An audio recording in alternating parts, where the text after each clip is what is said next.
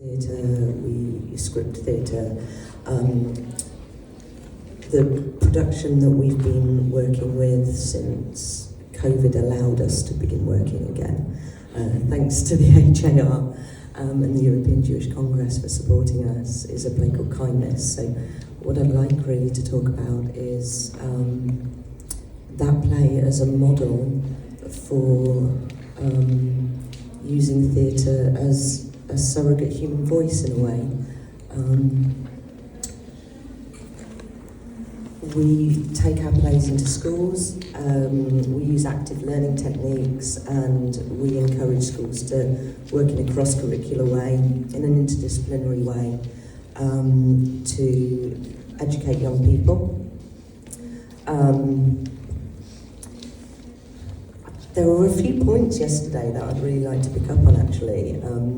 Sarah Jones in particular was talking about whether or not we're custodians in the legacy era, and the relationship between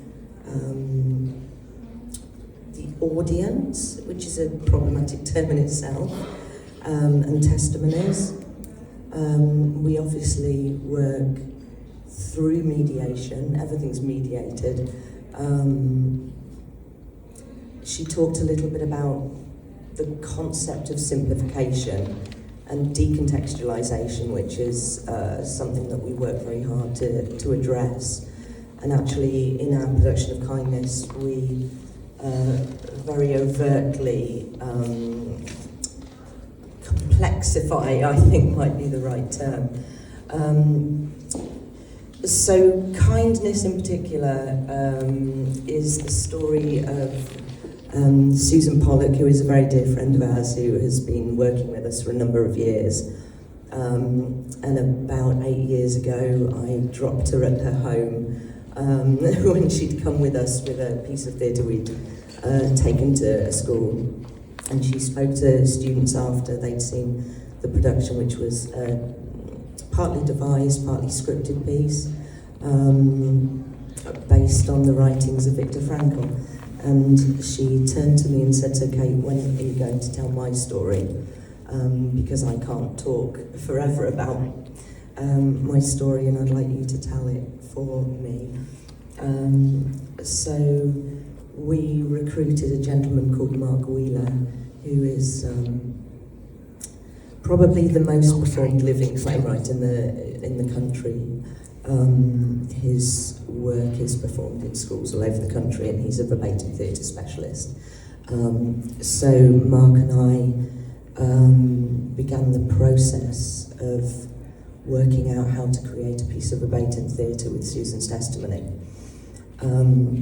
We spent about 8 hours working with Susan and interviewing her, and it was interesting listening to yesterday's speakers talking about the process of taking testimony.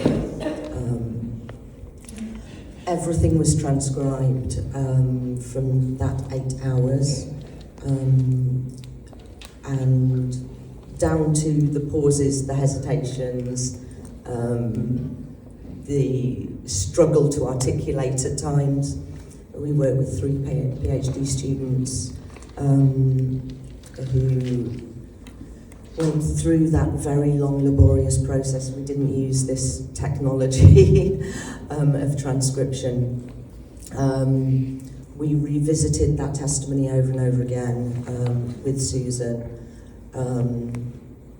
in order to kind of deepen and lengthen and enrich everything that she'd been talking about. We felt it was really important that she had a chance to really kind of reflect and think back and look again at her narrative, because, you know, when she talks in schools, she'll talk for an hour or so, but obviously we had that one opportunity to capture everything. So that was the initial phase. My job then was to do what we call weaving, because when we're working with survivors and with their testimony, the productions that we create aren't just a reflection of one narrative. We're trying to create a really complex understanding of a huge landscape. And what we're trying to do in our plays is really to give teachers a chance to open up complex discussions through that play. So the plays really are a starting point for education in a way that historically survivor testimonies have been. So what you'll find in our plays is counter-narratives and counter-testimonies that allow young people a chance to begin to ask questions. Our plays don't teach per se. What they do is open dialogues. So I guess really what I should do, I'm mindful of time. This is a little PowerPoint that is really intended for teachers. That's my little face. Apologies, the human narrative. Let me just get to, here we go. Forgive me, as I say, I was a little hobbled this morning. So yeah, our approach to theatre is really to ask the questions and reflect and begin a process of questioning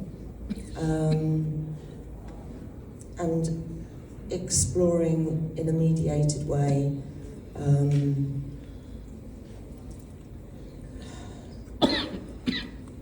forgive me. Let's come to here. Yeah, I'm okay. I'm so sorry. Today hasn't gone to plan. I find this concept of remembering a really interesting one. There's something about the putting back together that theatre somehow connects with young people in a way that video-based work and virtual work just doesn't do. It's very difficult until you've seen our work, so I will show you something. These are our principles that we work in any given piece of theatre. So the centrality of an authentic voice. I often get asked to go and see Holocaust plays and pieces of theatre, and there are lots of problematics there that we don't have time to get into, but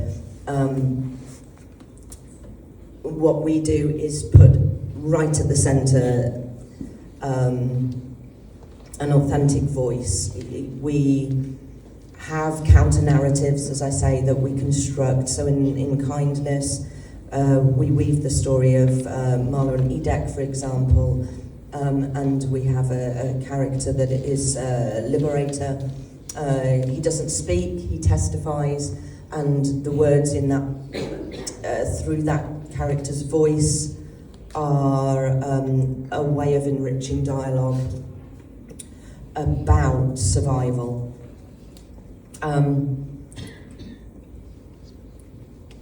We don't impose redemptive endings. Actually, in Kindness, a third of the play is Susan's life prior to this core historic context of 33 to 45 that we talk about a lot. And actually, the post-survivor experience is a third of the play as well, and that's really important to us, that we're grounding our work in a much larger picture. I'm aware that time is ticking. We work in a very overtly artistic way, which is fairly unique to our pedagogy.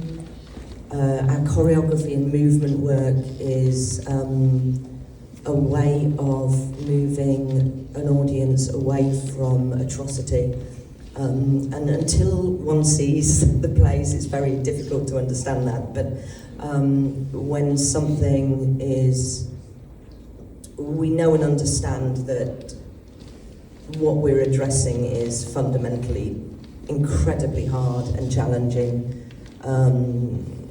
to even talk about, never mind actualise. So our choreographed work is beautiful.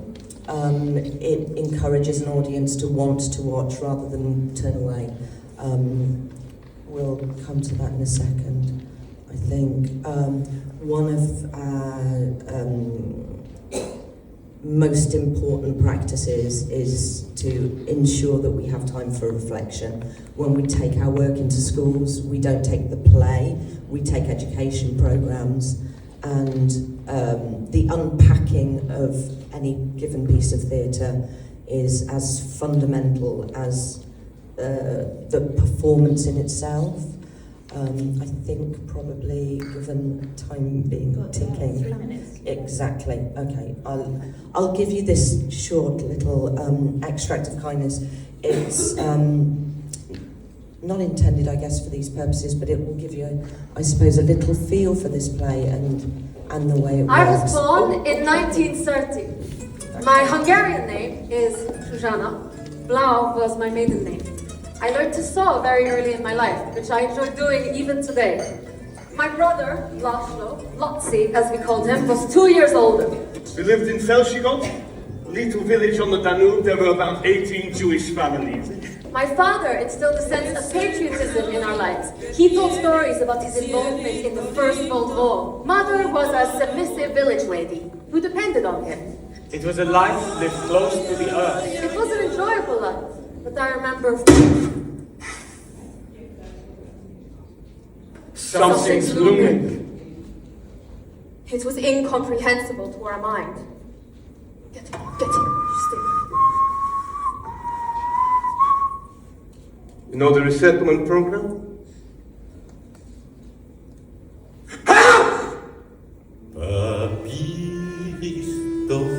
She's now OB. We wanted to survive. Somehow make it to a new world that would allow us to live. A lookout saw a name, Auschwitz. We prayed and felt things will improve, will blow over. This is just a temporary situation. But desperation was always there.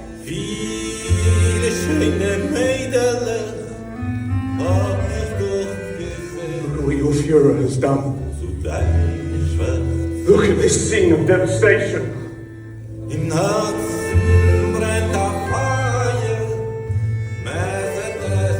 Between June 1942 and October 1943, approximately 925,000 men, women, and children were murdered at this one concentration camp alone. Kindness, compassion, generosity. It is the force of life. For me, kindness is a legacy of the Holocaust.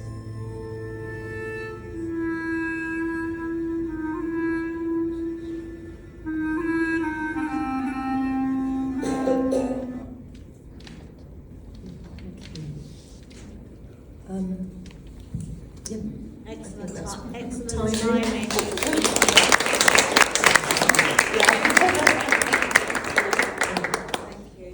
Thank you so much, Cate. That was really powerful. So we're going to pass over now to Paula Kolar from the Holocaust Centre North of Switzerland.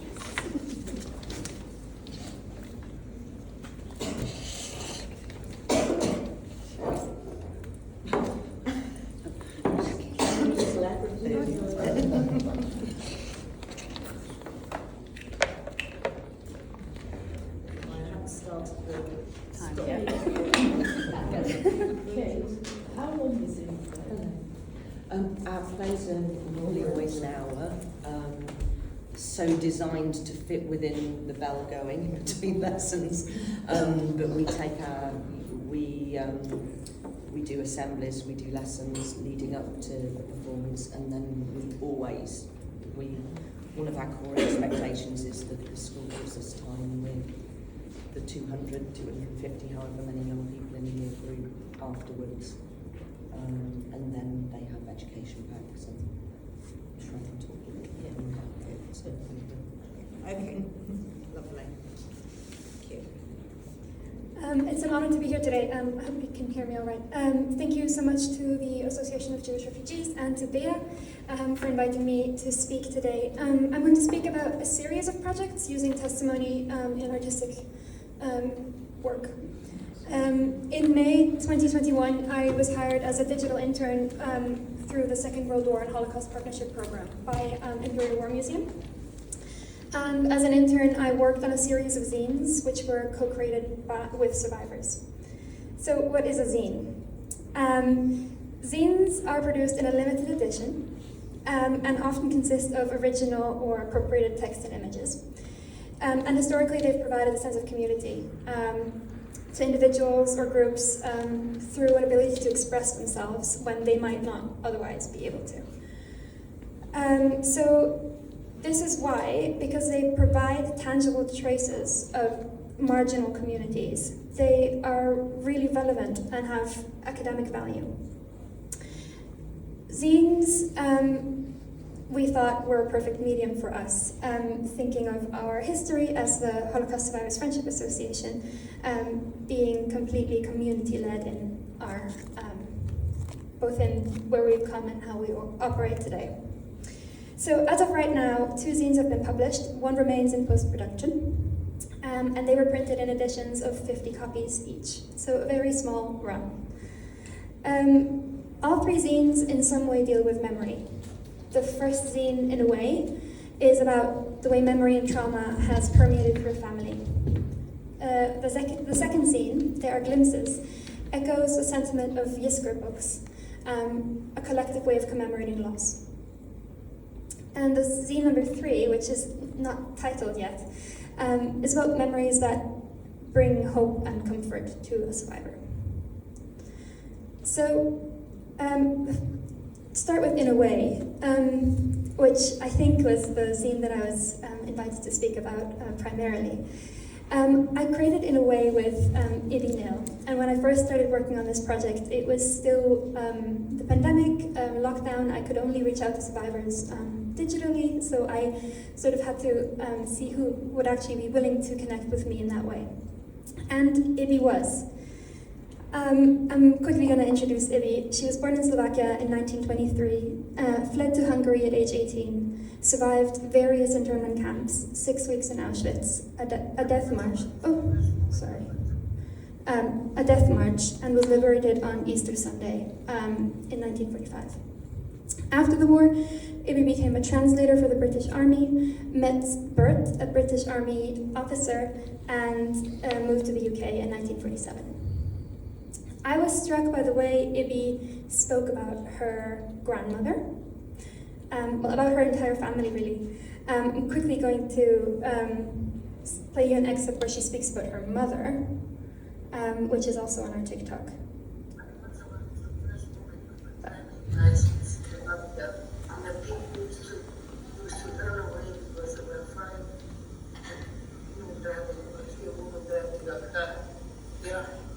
She was a very, very ambitious woman.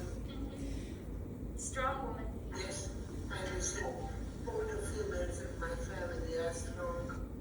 I don't think it's playing out of the system, so I'm not going to play any more audio. But she talks about her mother being the first woman in Slovakia to own to have a driving license and to be driving around.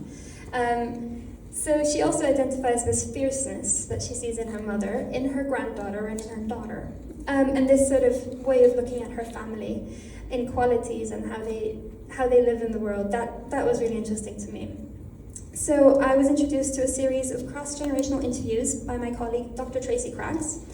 And she recorded, I think, up to 7 right now, but she started with interviewing Ibby, her children, and her granddaughter. The transcripts of these interviews make up a large part of In a Way. Dr. Tracy Craggs has worked as an oral historian for more than 25 years and conducted her first interviews for Holocaust Survivors Friendship Association almost 20 years ago now. She is not only our head of collection, but also provides welfare support for survivors. She does their food shopping twice a week. She takes them to their medical appointments or to the opera. And she has done so for years and sometimes decades. So these relationships she's built, both with survivors and with their families, are incredibly close. So as I said already, several years ago, she started collecting these cross-generational interviews. Now, as we heard yesterday, oral testimony is usually collected from one person at a time, giving them the full space of the interview to express themselves. Tracy's cross-generational interviews were perhaps only possible because of the unique position Tracy's in. Tracy was intimately aware of Ibby's relationship with her children and her grandchildren, and also vice versa. So, members of the family that I worked with, additionally to these interviews that were already recorded, were Pauline and Chris, her children, and Julia, her granddaughter, and Ibby herself. From all that testimony, I think weaving is a very good term, wove together a very short text, really, to fit into a zine. Sorry. I don't think so. Oh, it's okay, don't worry.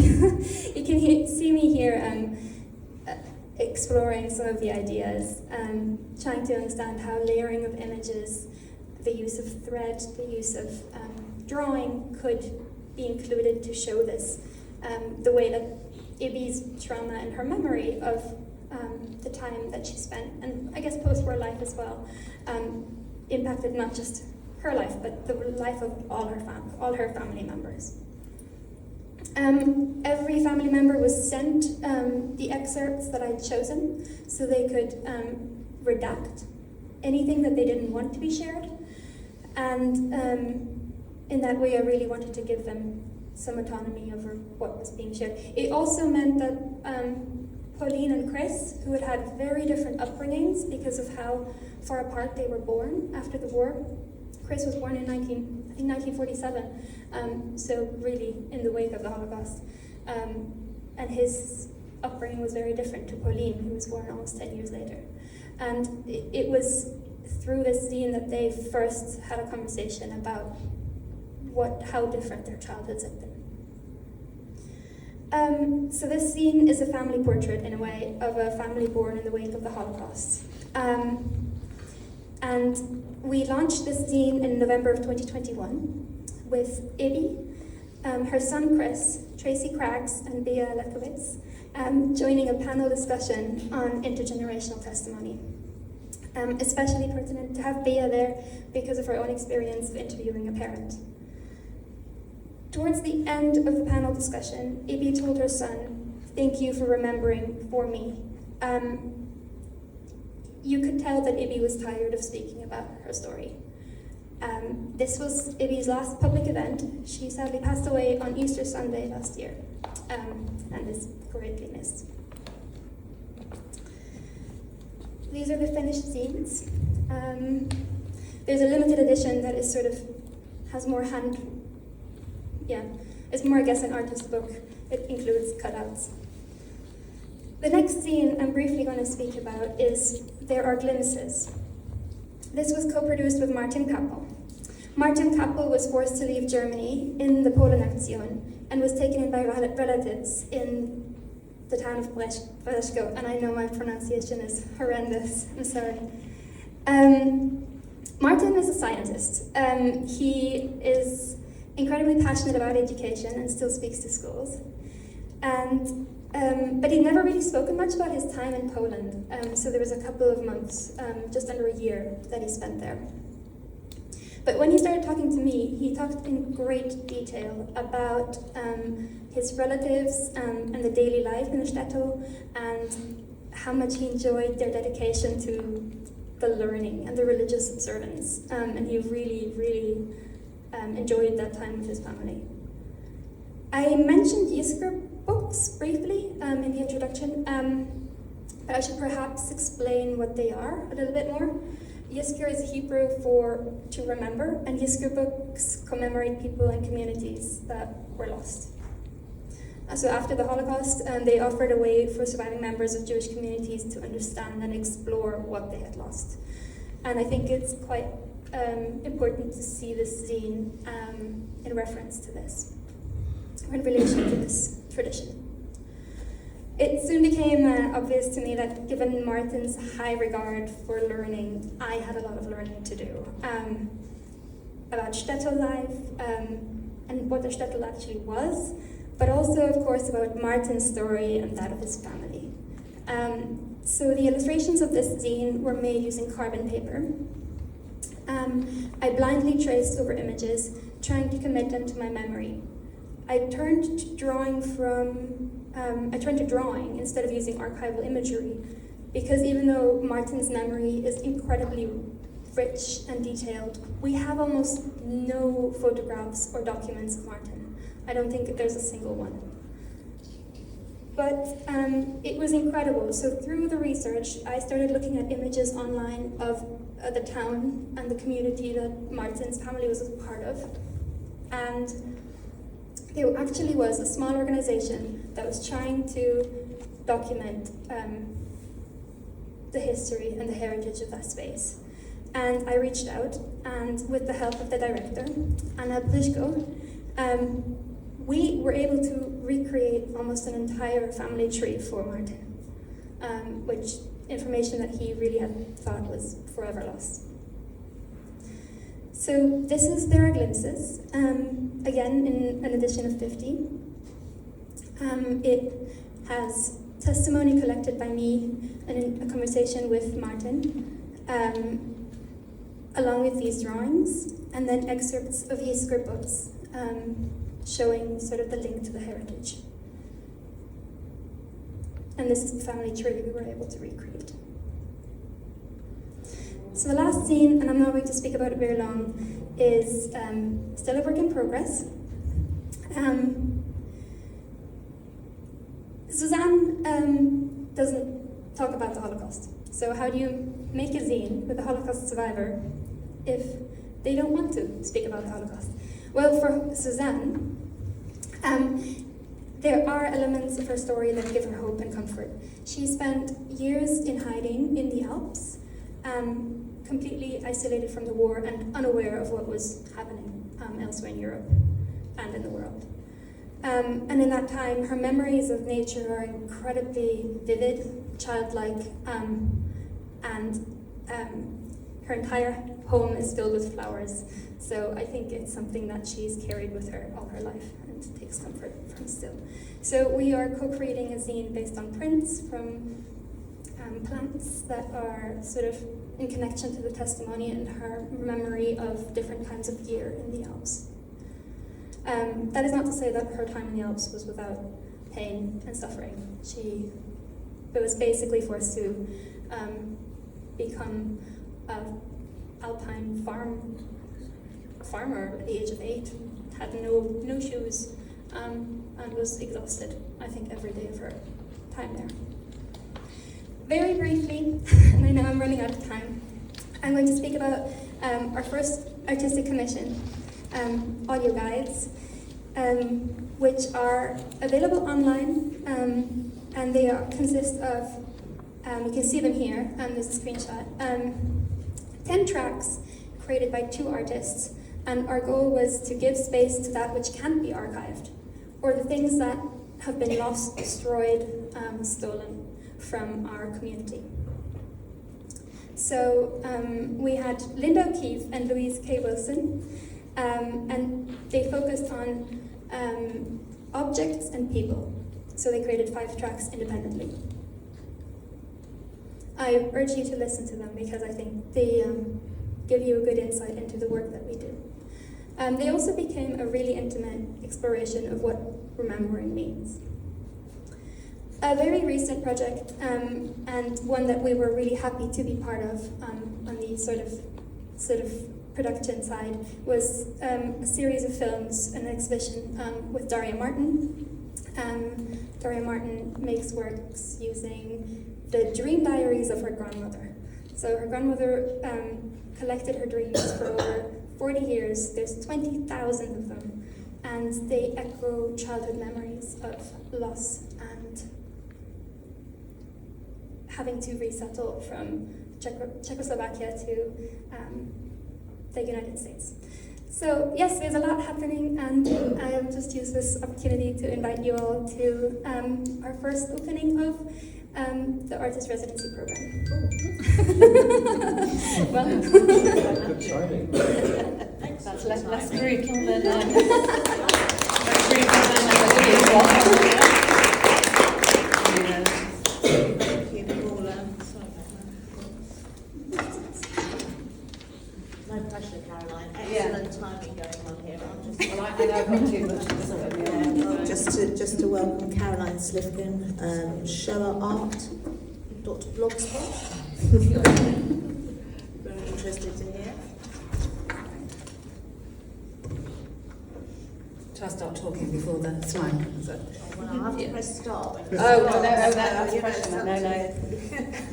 I could have a slide up. Thank you. Oh, sorry, I'll just break the microphone.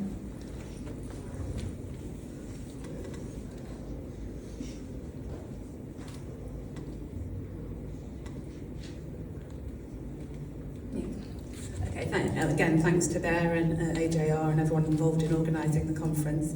So Bear asked me to talk about one specific project, the keepsakes for kinder transport. So my background is I'm a textile artist, worked in Holocaust education, and then specialised in teaching about the Holocaust through art and students responding creatively. So this is very much looking at the stories of the kinder transport, and I'm very privileged. I've worked with a lot of survivors, and I still do. So some I was able to contact myself. So this all started happening during lockdown, when obviously my work stopped.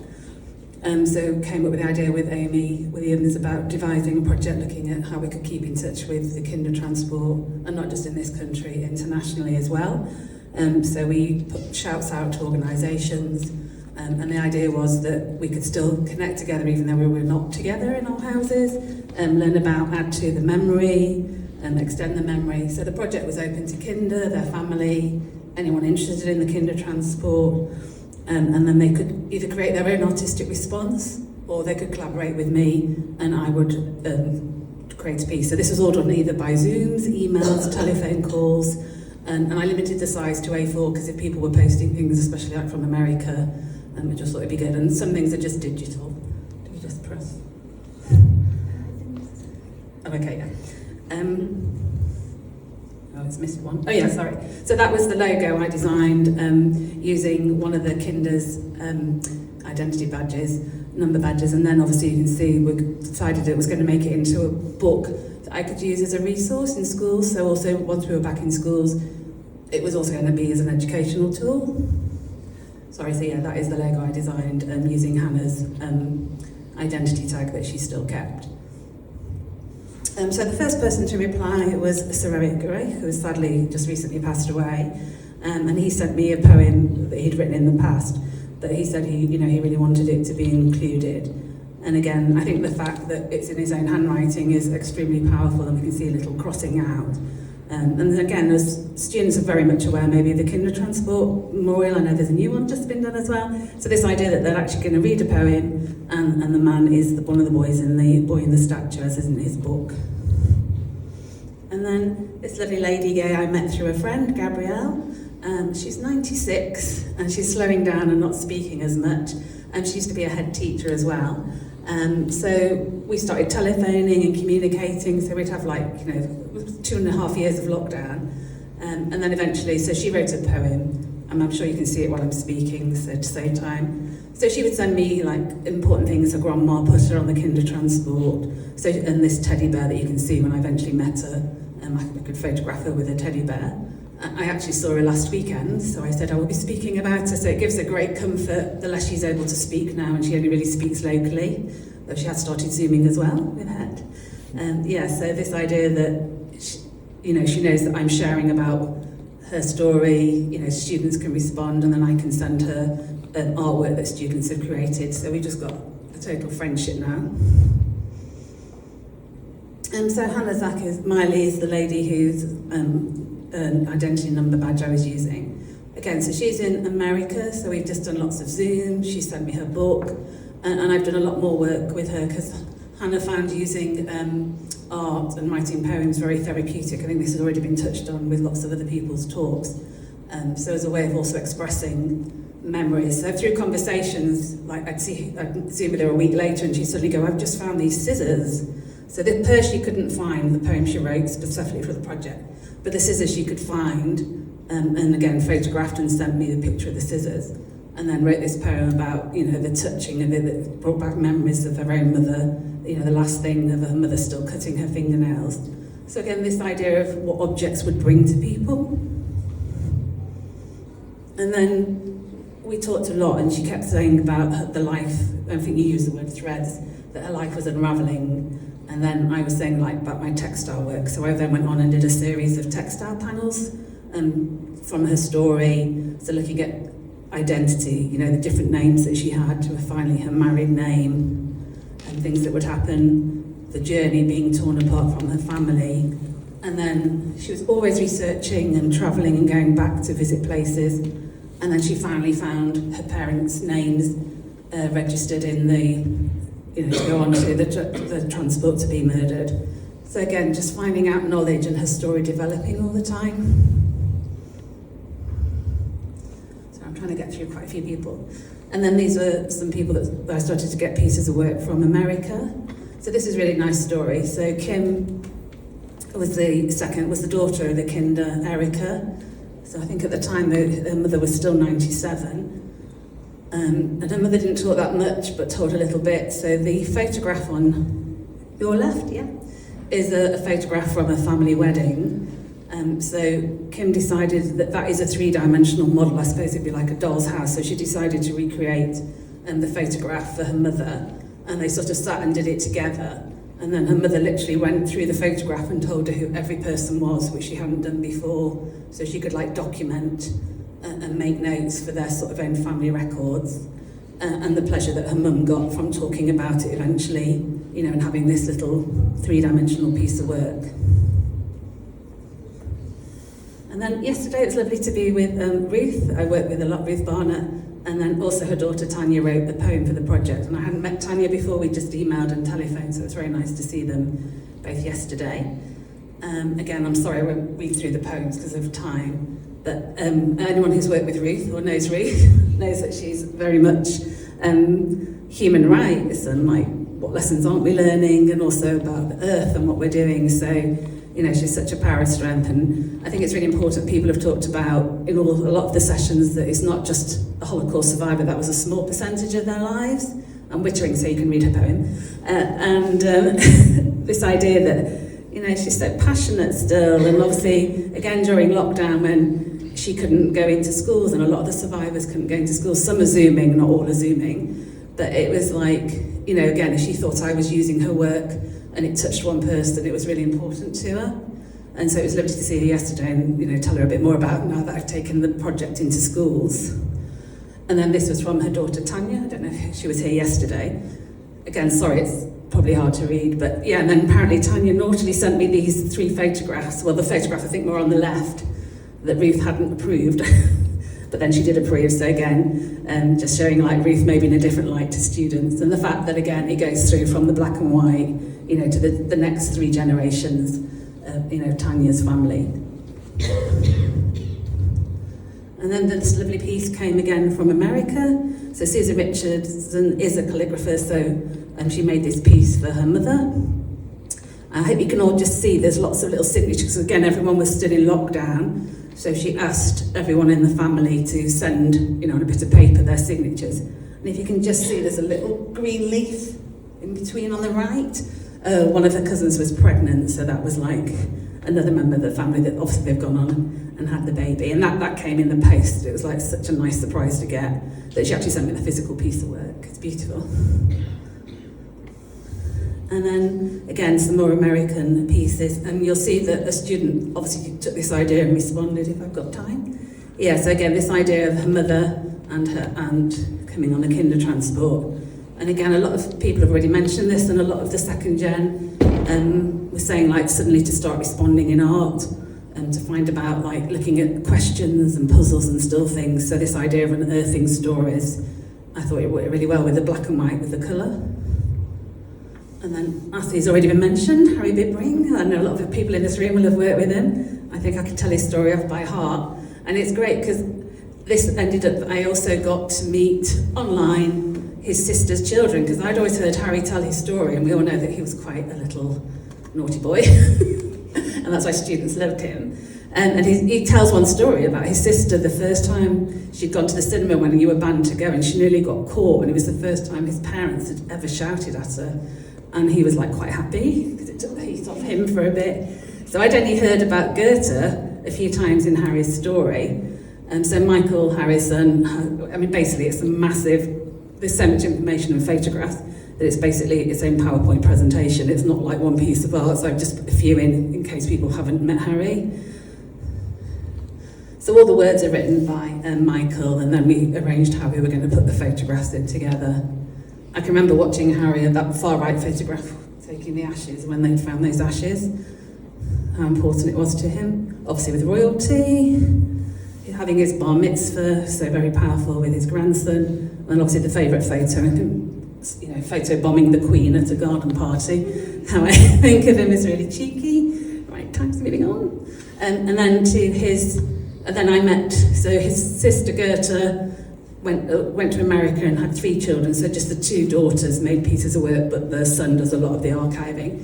So if anyone knows Harry's story, he goes back at one point, when he's older, to Austria, and he's standing in front of his balcony of his flat looking up, because he obviously can't go in, and this woman starts shouting from across the road, and she's got a suitcase that was left by his parents, you know, if they ever came back. So all these items, Jo, the daughter, sort of made, she said I'm not artistic, so she just arranged them, and there's a letter in there, and it's all very poignant. Sorry, I know I'm rushing through, but I'm just trying to show you everything.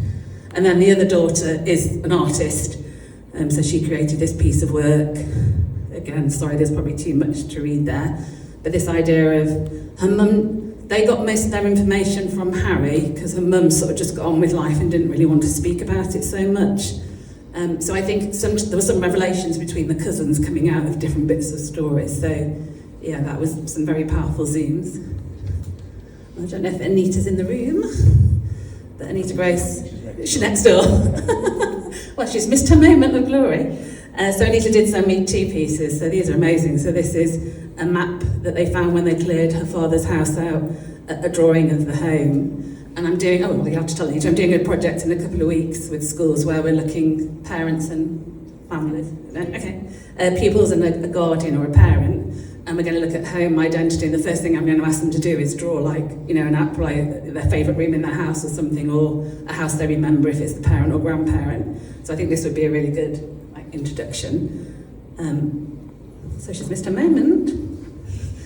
And then Leon Meyer, again, who I met through the Control Transport Association, just sent me lots and lots of photos. So this is 3 collages, but I've just put them together so you can see the story.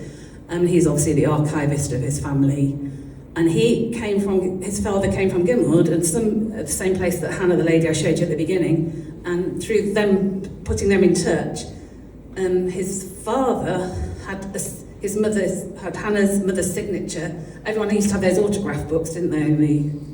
So, because they were in the same school or something, so he's tore the page out and sent it to her. She's actually got a copy of her mother's signature, which she'd never.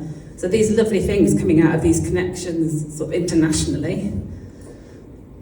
And then this was really interesting. Again, sorry, it's 5, so you can see I've tried to squish 5 pieces into one. So these are 2 brothers. Again, the Kinder Transport Association in America sent like the information out and asked people if they wanted to contribute or collaborate with me. So their father was interned here and then got sent on the infamous dinero. So you can see the Kinder Transport process on the dinero, as most of the boys enlisted in the army, and then managed to get to America and sort of meet his wife and make a new life and have David and Paul. And again, they were very strict about what went where. There was a lot of moving photographs around, and it wasn't to be that artistic, it was to be sort of a visual documentation. Am I on 5 minutes? You've got a minute and a half. Right, Hannah third gen, right? So now I'd like to show you just some of the, showing people some of this in projects. So this is a recent project I've just done in boys' schools, a boys' Muslim school and a boys' not Muslim school. So again, just showing some of the keepsakes, so like Gay's work. And then these are some of the projects I've just finished, which was funded with AJR, Pairs, and the Linking School Network. And so the idea was identity, self. So I looked at artists, but I also showed them my work and the sort of community work and work with people. So they're very taken with the keepsake. So again, we met several times, each of the schools, and then we had a celebration, and we exhibited the work in Bolton. And some of them very bravely spoke about their work in front of each other. So you see that boy was influenced by Lauren that did the puzzle picture, sort of unveiling himself. I mean, some amazing, these were like 13 and 14-year-olds, so incredible artists. So really interesting, very diverse groups of students. And then more straightforward, looking at the Kindertransport story in schools, looking at other aspects of the Kindertransport, and then obviously showing some of the keepsakes of Kindertransport. So again, you see I've tried to squeeze in 20 pieces of work into one image. And then I've just done some separate ones.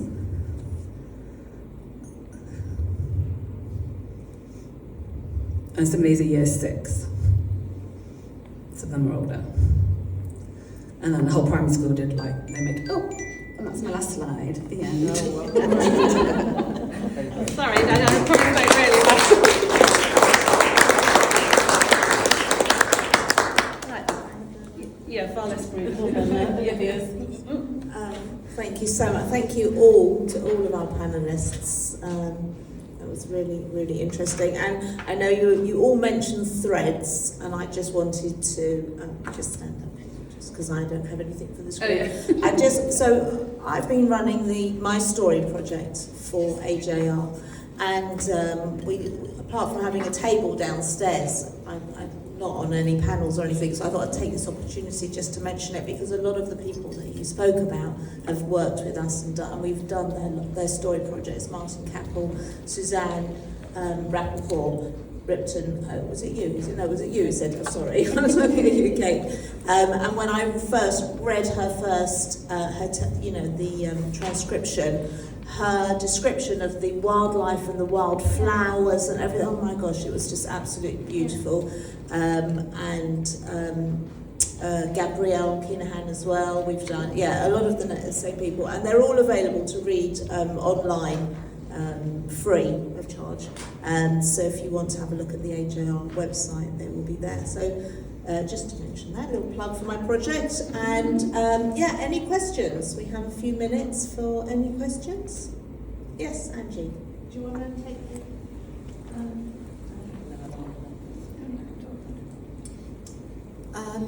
Firstly, Col covered, huge respect for the three of you. You do incredible work. Cate, I was privileged enough 2 nights ago to be at JW3 and saw Kindness, which was absolutely incredible. Absolutely incredible, and I think everybody in the audience thought it was incredible as well. How does it work in schools? And that's what I'm really interested in. There's another microphone on, so I don't know if it's on. It varies massively. You know, we take great pride in working as bespoke as possible with schools around the country.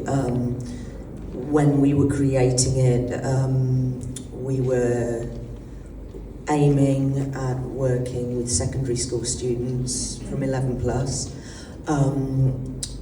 which we felt was most appropriate. Most schools will ask us to work with a whole year group at Key Stage 3 when they are working towards their Holocaust education, work in history.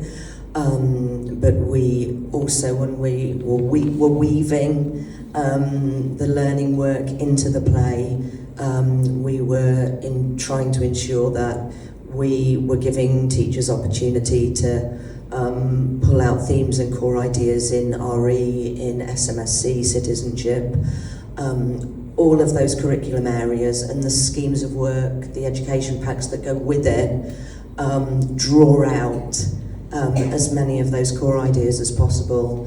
I think I said, you know, what we're doing is looking at that play being a starting point for conversation and education. It's not education per se. It's testimony-based theatre that balances and opens out and draws out. So we reference Maximilian Kolbe. We give that to history teachers as a starting point for another narrative. We have stone settings in there. We have the rabbi's commentary that draws out and begins to open out conversations and dialogues. The 2 Auschwitz-based scenes that aren't Susan's narrative allow dialogues about the possibility of where was God, of survival, of the complexities and issues surrounding survival, and all of that work. So in answer to your question, when we take that work into the school, the tech team have 3-4 hours of setup and rigging and focusing lights, and all of that happens in their main space, in their school hall or a gym or wherever we're able to perform. We then go into classrooms and start teaching. We'll do timelines, we'll do active learning techniques, we'll begin. We have some really nice work in drama education. We don't do... spent a lot of time doing academic work and looking at how people use drama education to teach the Holocaust, and that's a whole other conversation for another time. You know, we don't do taking testimony and doing a series of still images that it's so reductive. That's not what we do. But we will take a series of testimonies from the 30s through to the 40s and unpick those testimonies with students. There are all sorts of projects that we do. We then, the performance will normally happen either before or after lunch in a school, and then we spend an hour with that whole year group and the subject specialists at Key Stage 4-5, and open those dialogues out. We're looking for greater scale funding at the moment.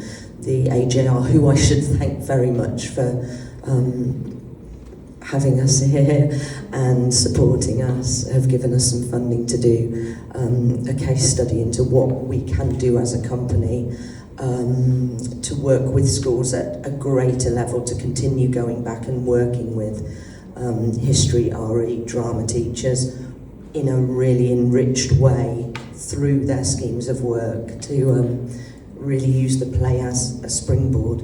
I'm sorry, I'm waffling. Forgive me. No, that was really... Thank you very much. I just want to draw attention that it's 1 o'clock now, and Sorry. And if we finish before the others, you'll get first picks at the food.